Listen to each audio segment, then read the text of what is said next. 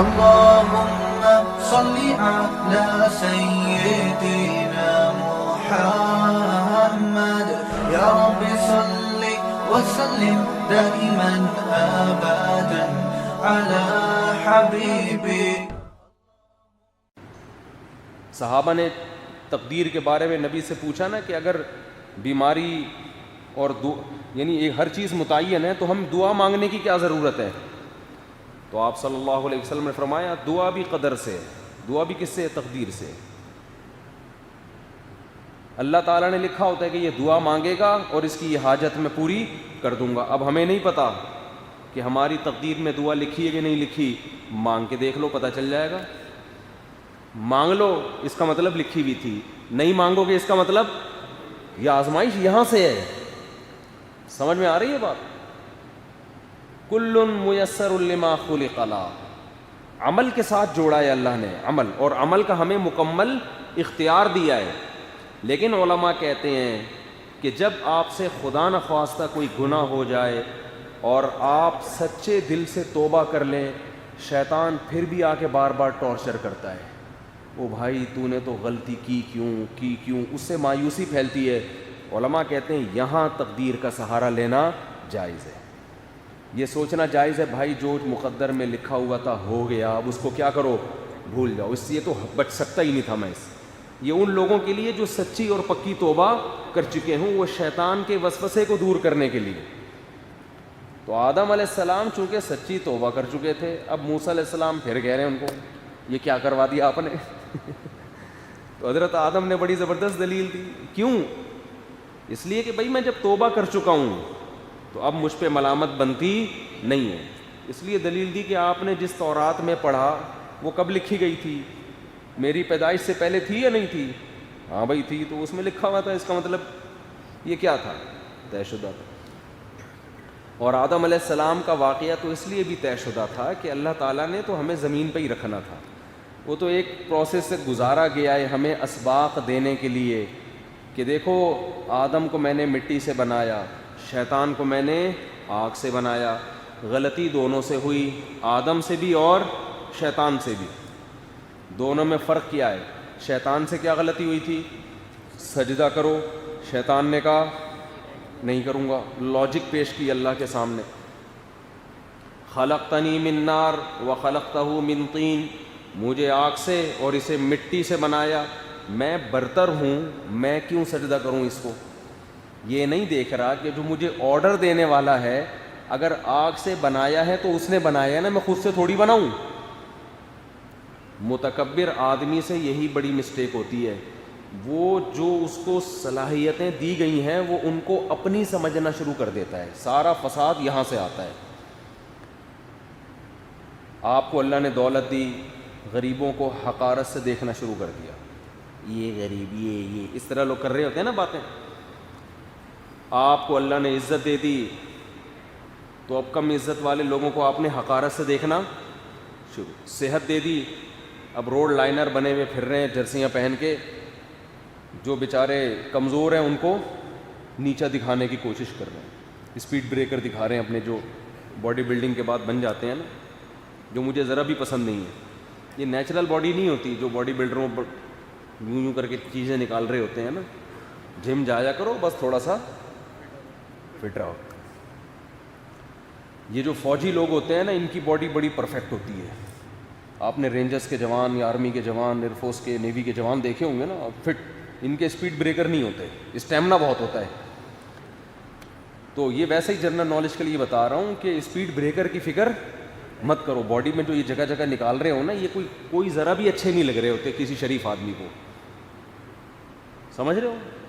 شریف آدمی کو اسٹیمنے والا آدمی پسند ہوتا ہے، بھاگ سکتا ہو، دوڑ سکتا ہو، چھلانگیں لگا سکتا ہو، کلابازیاں کھا سکتا ہو، وزن بھی اٹھا سکتا ہو. تو اس کے لیے تھوڑا بہت ویٹ بھی اٹھانا پڑتا ہے. لیکن یہ جو آج کل سیٹ اپ بن رہا ہے نا، عجیب عجیب سی چیزیں آ رہی ہیں وجود میں. سب سے زیادہ حسین اللہ نے محمد صلی اللہ علیہ وسلم کو بنایا تھا. آپ کی تو جو سیرت میں ہے اس میں تو اس طرح کی باڈی نہیں آتی جس طرح آج لوگ جس کو اچھی باڈی سمجھتے ہیں. تو خیر تو آپ کی صحت اچھی ہے، کمزوروں پہ ظلم کر رہے ہو آپ. اچھا، اس تکبر میں یہ بھی داخل ہے کہ آپ مرد ہو اور عورت کو رسوا کرنا شروع کر دیں. یہ بھی لوگ کر رہے ہوتے ہیں کہ بھائی ایک عورت رخصت ہو کے آپ کے گھر آ گئی، کمزور ہے، کوئی پوچھنے والا نہیں ہے، آپ نے اس کے کمزور ہونے کا ناجائز فائدہ اٹھانا شروع کر دیا. نہ اس پہ پیسہ خرچ کر رہے ہیں، نہ اسے ٹائم دے رہے ہیں، کیونکہ کوئی اس کا پیچھے پوچھنے والا نہیں ہے. سالے والے ہیں نہیں، آج کل نہیں ہوتے. بچے ہی ایک آدھی ہوتا ہے نا، تو سالے کہاں سے ہو گئے؟ تو وہ ایک سالہ ہوتا ہے، وہ اپنی فکر کرے یا وہ بہنوں ہی کو سیدھا کرنے میں ٹائم ویسٹ کرے گا وہ. تو یہاں بھی پتہ چلتا ہے جو متواضع انسان ہوتا ہے وہ اللہ کے خوف سے کمزور کا حق ادا بولو کرتا ہے. حضرت حکیم الامہ مولانا اشرف علی تھانوی رحمہ اللہ تعالیٰ کی ایک زوجہ نے ان کے لیے ایک اچکن ہوتی ہے نا، جو پہلے زمانے میں بڑا زبردست لباس ہوتا تھا، بڑی محبت سے محنت سے اپنے شوہر کے لیے بنائی. حضرت حکیم الامہ کو بالکل بھی پسند ان کا مزاج ہی نہیں تھا اس طرح کے لباس پہن، لیکن اپنی زوجہ کو خوش کرنے کے لیے کہ اس نے اتنی محنت سے بنائی ہے، وہ پہن کے بیٹھے اور بیان کیا اپنے مزاج کے بالکل خلاف. ایک غریب آدمی نے ان کو ہدیہ دیا، پتہ نہیں بہت معمولی سی، جیسے یوں سمجھ لیں آج کے زمانے کے 10 روپے، اور ہدیہ بھی کھلے عام دے رہا ہے کہ حضرت میں آپ کو گفٹ دینا چاہتا ہوں، یہ 10 روپے. 10 روپے نہیں تھے، آج کے دور کے 10 روپے سمجھ لیں. بھرے مجمع میں 10 روپے لا کے دے رہے. ایک تو ہدیہ دینے کا اصول یہ ہے کہ سب کے سامنے دینا مناسب نہیں ہے، وہ سب کے سامنے دے رہا ہے، اور دے بھی کتنے؟ آج کے دور کے صرف 10 روپے، اور یہ کہہ رہا ہے کہ اس میں سے 5 روپے واپس کر دیں. انہوں نے تکبر نہیں کیا، تو 10 روپے دے کے مجھے خرید رہا ہے کیا، اور اس میں سے بھی 5 روپے واپس مانگ رہا ہے. ان کو اس کی محبت، اس کا اخلاص، انہوں نے وہیں مجمع میں کہا بھائی اس کا ذرا کھلا کرا کے لے آؤ. وہ کھلا کرا کے لایا، 5 روپے اس کو واپس دیے، 5 روپے نیچے میرے. آج مالداروں میں یہ بڑا مسئلہ ہے، کیڑے نکال رہے ہوتے ہیں. کوئی آپ کو غریب ہدیہ لا کے دے دے، وہ بیچارے نے کوئی چنے بھونے ہوئے لا کے دے دیے، کوئی توہین سے بھائی یہ تو ہمیں خرید رہا ہے کیا، چنے کھلا رہا ہے ہم کو. اس پہ اللہ کا عذاب آ سکتا ہے، اس پہ بہت سخت پکڑ ہو سکتی ہے. نبی صلی اللہ علیہ وسلم نے عورتوں کو خاص طور پہ حکم دیا کہ پڑوسی کے ہدیے میں عیب مت نکالو. پہلے زمانے میں بھی ہوتا تھا، ایک عورت نے کچھ پکایا تو پڑوسیوں کے ہاں بھیج دیا. اب آپ کی پڑوسن نے کچھ آپ کے ہاں بھیج دیا، آپ کہہ رہی ہاں یہ اس کو تو پکانا آتا نہیں ہے، کیا بھیج دیا، کھانے کو لگ رہا ہے ان کے گھر میں نہیں تھا تو ہمارے یہاں بھیج دیا. بھائی آپ نہیں کھاؤ اگر اچھا نہیں لگ رہا، لیکن سامنے والے کی بے عزتی کرنا، اس کے ہدیے میں کیڑے نکالنا، یہ تکبر ہے، یہ اللہ کو پسند نہیں ہے. تو تکبر ہوتا کیوں ہے؟ اس لیے ہوتا ہے کہ آپ کو جو تکبر اسی میں ہوگا نا جس کو کوئی نعمت ملی ہوئی ہو.